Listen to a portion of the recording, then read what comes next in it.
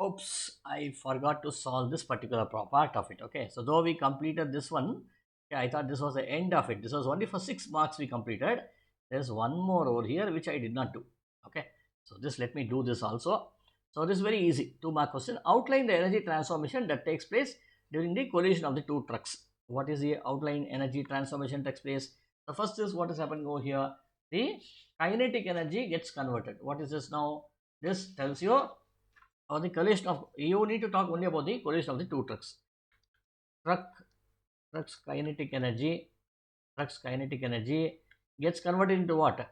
So there is something like internal energy, internal energy between the links, right? What do you mean by links?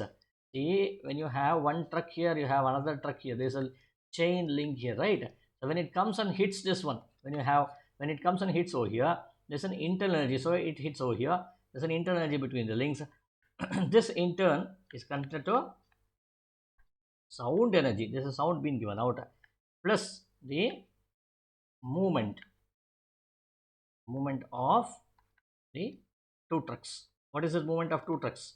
Movement of two trucks is nothing but given as kinetic energy of the combination Okay, so thus this completes the entire B3 question. Okay.